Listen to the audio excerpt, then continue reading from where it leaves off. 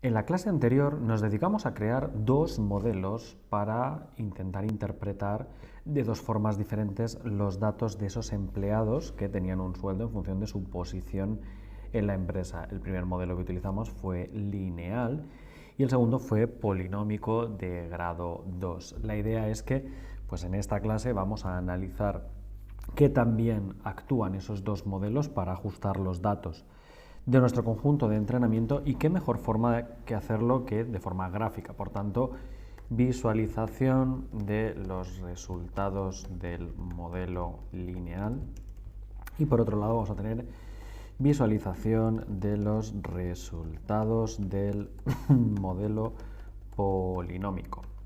Perfecto, polinómico. De lujo, pues la idea es eso, vamos a hacer una representación, vamos a colocar los puntos de nuestro conjunto de entrenamiento, que es el dataset total, y vamos a representar ambos modelos, el lineal y el polinómico, para ver cuál de los dos, al menos a simple vista, actúa mejor. Empecemos por nuestro modelo lineal. Recordad que lo más normal es pintar la nube de puntos correspondiendo a los datos reales, en este caso los 10 niveles posibles dentro de una empresa junto con los 10 sueldos, llamémoslos teóricos por un lado, junto con el modelo de regresión lineal, en este caso una recta, ¿de acuerdo? Entonces empezamos por hacer un plt.skater, el skater plot, una nube de puntos, donde pintaremos los datos originales.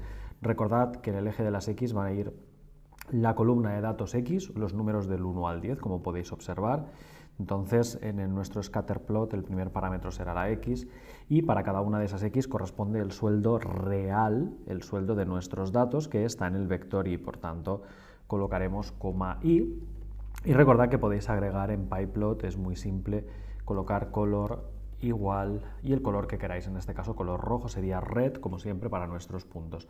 Recordad que el PLT hace referencia a pyplot de matplotlib, que es la librería que usamos para la representación gráfica. A continuación, lo siguiente sería la recta de regresión lineal, la cual simplemente se trata de evaluar en el propio conjunto de datos X original, lo que hemos llamado las variables independientes o la matriz de características, qué predicción nos dice el modelo linrec, que es el primero de los dos que he creado. Así que en este caso vamos a hacer un plt.plot. En el eje de las X volverán a ver las mismas X que había para el conjunto de datos original, coma, pero el eje de las Y será que mi recta de regresión lineal, por tanto mi modelo lin/rec, se encargue de hacer un predict para predecir qué valores, según el modelo de regresión lineal, deberían tener, cuál sería el sueldo esperado para el conjunto de datos X, para los niveles 1, 2, 3 hasta el 10, y si queréis, como siempre, coma, coloquémosla de color azul, color igual a blue. Perfecto, entonces esa sería la segunda línea encargada de superponer la recta de regresión lineal, y si queréis, como siempre, pues yo os animo a colocar un plt.title, por ejemplo, modelo de regresión lineal, en este caso, un plt.xlabel, en este caso sería posición del empleado, en qué posición está o en qué nivel está, el nivel del empleado también sería válido, y plt.ylabel sería su sueldo en dólares. Perfecto. Por último, hacemos un plt.show para que aparezca el gráfico correspondiente al resultado de ajustar con un modelo de regresión lineal nuestros datos. Entonces, ahí tenéis el modelo lineal. Podemos observar un par de cosas interesantes, yo creo. La primera de ellas es que un empleado en la posición número 1 tendría un sueldo negativo, que creo que no es el objetivo. Podéis observar que muchos números hacen panza por debajo del modelo y que hay otros que caen muy lejos. Por tanto, la recta de regresión sí es la que minimiza las distancias, pero estas predicciones que nos hace un modelo lineal no son, por supuesto, de las mejores que podéis encontrar. ¿Por qué? Porque los datos precisamente no siguen una tendencia lineal. La recta, como mejor modelo de ajuste de nuestros datos en dos dimensiones, pues no es el resultado que uno espera. Entonces, ¿qué podemos interpretar aquí? Pues claramente lo que se ve es que estas predicciones no son muy exactas, ¿no? Por ejemplo, el punto rojo al inicio está muy por encima, sí, a lo mejor pues este de aquí estaría cerca del modelo, o este de aquí, la posición número 3 y la número 9, sí que serían muy cercanas a la predicción de nuestro modelo, pero a ver, seamos realistas, para los otros puntos estamos súper lejos de la realidad, y especialmente para los altos cargos. Fijaros, este alto cargo es que cobraría la mitad, y para los que empiezan, que directamente tendrían que pagar a la empresa, tendrían un sueldo negativo. Entonces se ve que la predicción con el modelo de color azul, que básicamente es proyectar los puntos de color rojo sobre la recta de color azul, pues no es precisamente la mejor de las predicciones que uno puede llevar a cabo. Por tanto, para que veáis que no siempre todos los datos se pueden modelar con un comportamiento lineal. El sueldo de este CEO,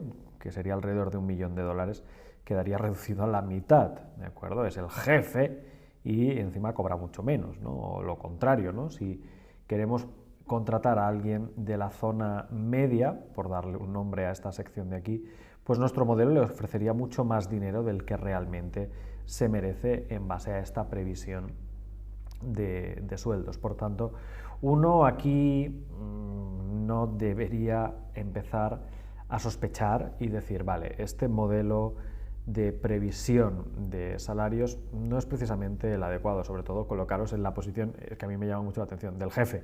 O sea, el jefe estaría cabreadísimo de decir, ¿cómo que yo tengo que cobrar $500 000 menos? ¿No? Está despedido, ¿no? Me imagino algo así. Entonces, hay que intentar subir ese nivel de fiabilidad, llamémoslo, y hacer un modelo lineal no es precisamente la mejor solución. Entonces, dado que el modelo lineal no parece ser el correcto ni para el jefe, ni para los recién llegados que tendrían que pagar a la empresa, ni para nadie, pues está claro que uno no solo puede aprender a hacer regresiones lineales, que probablemente sí, son las que conocéis del colegio o las que habéis oído hablar. En particular, recordad nuestro ejemplo, ¿no? Aquel empleado que venía a la empresa y tenía un nivel entre 6 y 7, había venido negociando, creo que había dicho $160.000, pues bueno, nuestro modelo de golpe le ofrece $400.000. ¡Pam! Evidentemente que coge el trabajo. ¿De acuerdo? Estamos aquí perdiendo dinero a nivel de empresa.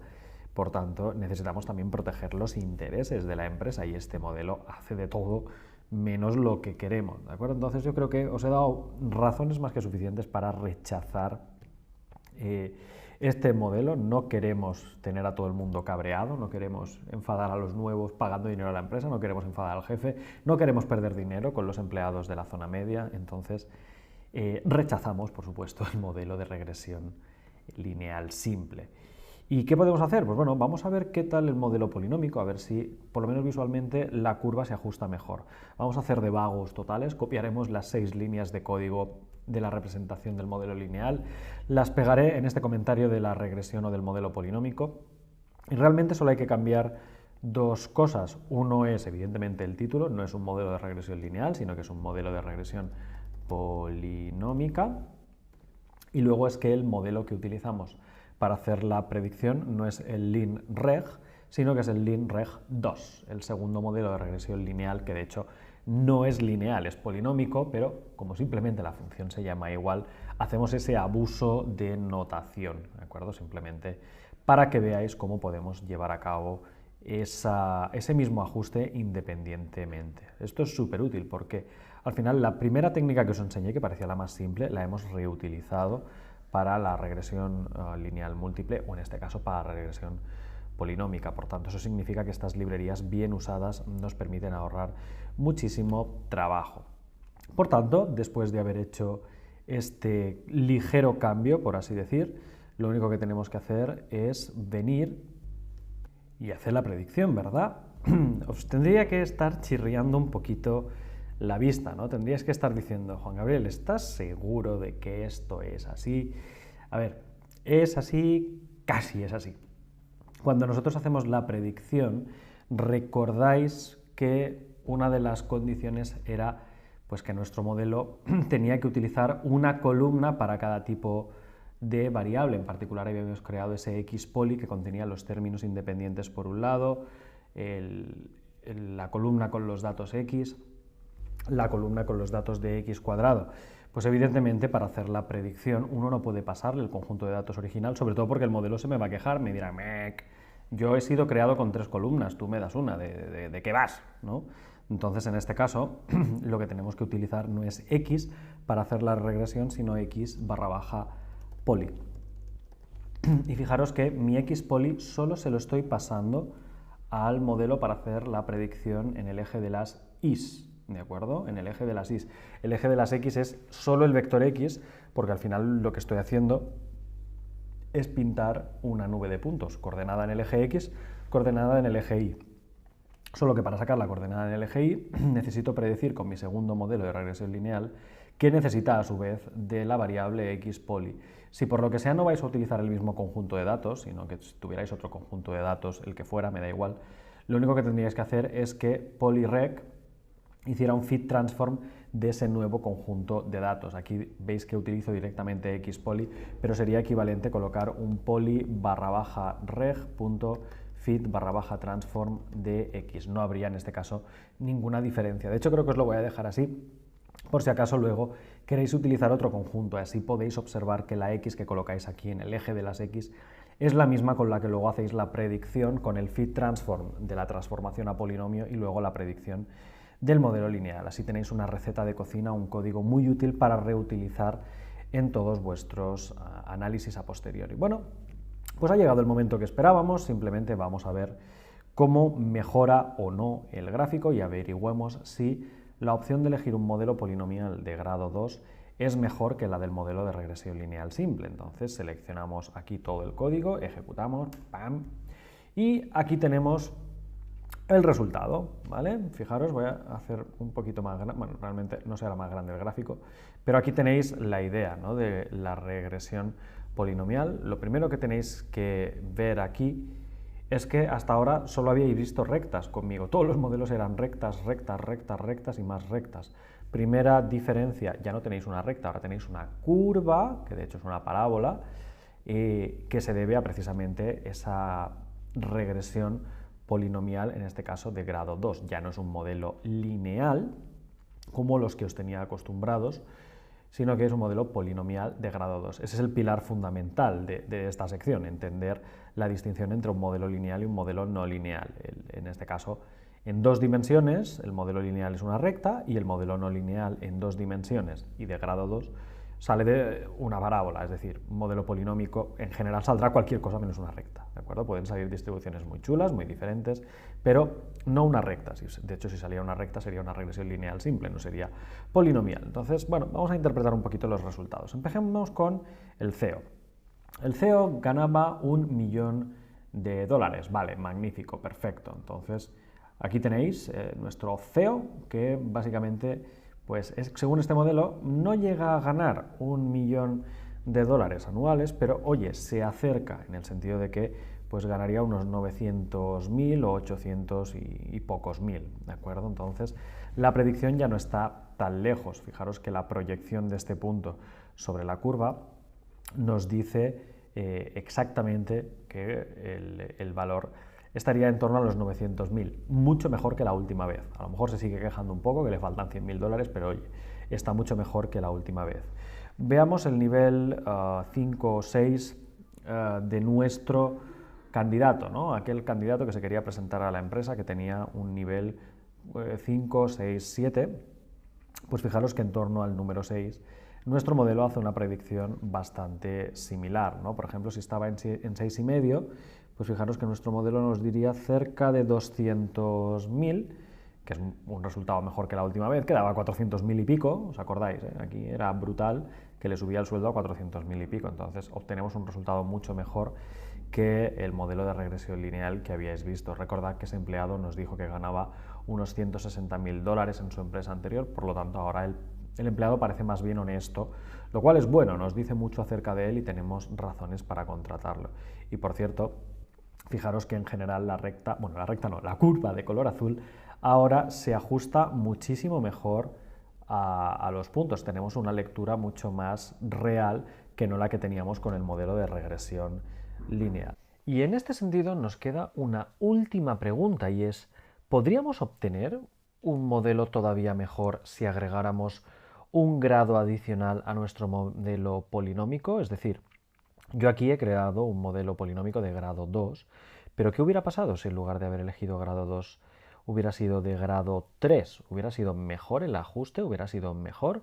O tal vez grado 4, o tal vez grado 5, no lo sé. Vamos a probar con grado 3. Vamos a cambiar este 2 de aquí, este degree igual a 2, por un polinomio de grado 3. Voy a volver a ejecutar toda esta sección de aquí. La carga de la librería no haría falta, pero bueno, simplemente por ejecutar todo el bloque de golpe se hace el ajuste polinómico de grado 3 y vamos a visualizar el resultado. Vamos a ejecutar el plot de este modelo de regresión cúbico y fijaros, ahí tenéis. Podéis ver que tiene un problema respecto a antes, ya no es convexo. Convexo significa que en general está entretenido, ¿no? Está como con carita feliz. Aquí no, aquí hay un trocito que está triste y otro que luego está feliz, por tanto hay un cambio en la curvatura de la función. En realidad no la hace convexa y podemos ver que hay un cambio importante y que de hecho se visualiza a simple vista. De todas formas, fijaros que el ajuste de los puntos, sin llegar a ser el mismo de antes, también está bastante cerca. Si tuviéramos que decir cuál de los dos comete menos error, pues estarían ahí, ¿no? Se puede ver que la predicción del CEO ahora, por ejemplo, está súper cerca de la observación real del jefe, del salario que tendría el CEO, y por eso nuestro modelo sería mucho mejor que el anterior a pesar de no conservar esa curvatura. El empleado que queríamos contratar, el señor que tenía un grado 6,5, pues fijaros que 6,5 ahora obtendría un valor inferior al de antes, ahora sí que se colocaría en los $160.000, lo cual es bueno para nosotros, nos vamos a ahorrar pasta como empresa y para el empleado también porque esa honestidad que había representado, pues básicamente parece ser que se ve reflejada por este modelo polinómica, en este caso de grado 3, ¿de acuerdo? Eso sería un cambio adicional. Pregunta, ¿qué pasaría con un polinomio de grado 4? Pues no lo sé, cambiamos aquí degree igual a 3 por degree igual a 4, vuelvo a ejecutar las 5 líneas de la regresión lineal, en este caso de múltiple de grado 4, y ejecuto la visualización de los resultados del modelo polinómico. Entonces, ¡pam! Podéis ver, ostras, aquí este se ha convertido en todo un artista, ¿no? El modelo ha quedado súper bien ajustado. El CEO da en el clavo, o sea, clavamos el sueldo del jefe de la empresa. El único que queda un poco mal sería el empleado de nivel número 2, pero fijaros que el resto básicamente pasa por todos los puntos. Entonces damos en el clavo en el jefe no se nos puede quejar, estamos bastante seguros de la mayoría de sueldos de los empleados, incluso fijaros que entre el nivel 6 y el 7 la curva pasa exactamente por donde toca y en el caso de nuestro futuro empleado 6,5 clavaríamos un sueldo de aproximadamente unos $200.000. Por tanto, la regresión polinómica de grado 4 ya parece ser bastante interesante. Sí, así podríamos ir siguiendo, mejorando nuestro resultado, a ver qué tal. Y fijaros que en este caso, a pesar de que las predicciones son mucho más acertadas y demás, podemos observar casi una serie de rectas a trozos, ¿no? Tenemos un trocito de recta hasta nivel 2 aproximadamente, un trocito de recta casi hasta nivel 6, y podemos observar, ¿no? Que son como trocitos de rectas entre las predicciones. Esto es debido a que básicamente yo lo único que he indicado son 10 puntos y cuando Matplotlib recibe esos 10 puntos traza unos segmentos de línea recta. Por eso si os fijáis en estos puntos estamos visualizando trozos de línea recta del 1 al 2, del 2 al 3, del 3 al 4 y demás. Para solucionarlo, lo único que tenemos que hacer es, en lugar de pintar esta función continua, ese modelo de regresión lineal múltiple como trocitos de recta, indicar más puntos intermedios, crear una secuencia de valores que empiece, por ejemplo, en 1 y acabe en 10, pero en lugar de tener valores discretos, cada punto, 1 en 1, 1 en 2, 1 en 3, 1 en 4, pues que tome valores intermedios. Total, nuestro modelo de regresión lineal múltiple no tiene ningún problema en este efecto a poder calcular los valores intermedios. Creando una variable, la podemos llamar xgrid, la parrilla, por así decir, el vector de datos intermedios, y esto se puede llevar a cabo con la función de NumPy llamada arrange, con una R, arrange, que básicamente nos creará una secuencia de datos entre el valor mínimo y máximo que yo le especifique y con el intervalo, el salto de uno al otro que se indique, de modo que en este caso podríamos hacer un NumPy Arrange desde el mínimo del conjunto X, que en nuestro caso era el nivel 1, hasta el máximo del conjunto X, que en este caso era el nivel 10, el del CEO, de intervalos de 0.1 en 0.1. Entonces, dada esta cuadrícula, ya tenemos la matriz de los elementos. Lo único que tengo que hacer es colocarla en el tamaño que toca, es decir, ahora es un vector columna, ¿de acuerdo? Cuando lo ejecute me saldrá un vector fila.